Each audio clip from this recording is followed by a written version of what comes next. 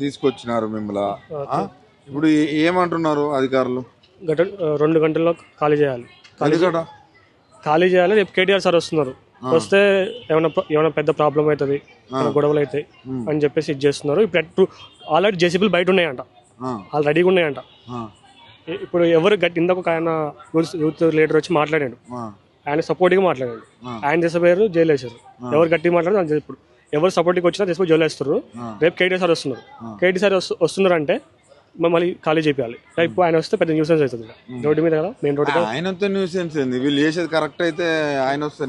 అవును సార్, ఇప్పుడు వీళ్ళు చేసింది కరెక్ట్ అయితే ముగ్గురు మంత్రులు ఉన్నారు. వీళ్ళ మా పక్షాన ఒక మంత్రి కూడా ఎందుకు మాట్లాడలేదు సార్? ఎందుకు మాట్లాడలేదు? వీళ్ళు తప్పు కాబట్టి కదా మాట్లాడలేదు.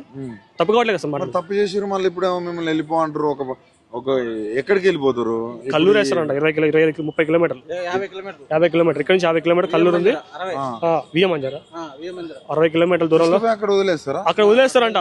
మరి అక్కడ వదిలేస్తే మీ బతికి కేటీఆర్ సార్ వచ్చి పోతారు. మా తర్వాత తీసుకొచ్చి మమ్మల్ని మా బతుకులు మాకు రోడ్డు మీదే ఇక్కడ పెట్రోల్ బంక్ చచ్చిపోవాలి మేము.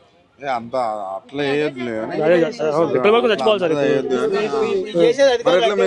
అన్నం ఎట్లా? పొద్దు నుంచి ఎవరు తిన్నారు? ఎవరు అనగానే అన్నం తిన్నారు అని. అన్నం లేదు, ఏమీ లేదు, మంచి లేదు, పాలు లేదు. గత 2 days నుంచి అది డోర్ క్లోజ్ తీసి ఉంది. ఇవాళ క్లోజ్ చేశారు. ఇవాళ క్లోజ్ చేసి ఉంది అది. ఒక ఎంఆర్ఓ అధికారి, ఒక ఎంఆర్ఓ అంటే ఆయన ఏమంటున్నారు అంటే డైరెక్ట్గా ముఖం మీద పెట్టుకొని మీరు ఇప్పుడు పోతే జేసీబీలు వస్తాయి. అసలు ఆయన ఎవరు సార్ అనడానికి? ఇది ప్రభుత్వం, గవర్నమెంట్ ల్యాండ్, మాకుండే హక్కు ఉంది ఇక్కడ. ఆయన ఎవరు అనడానికి?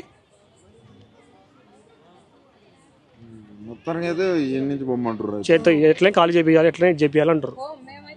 కంపల్సరీ పోవాలంటున్నారు.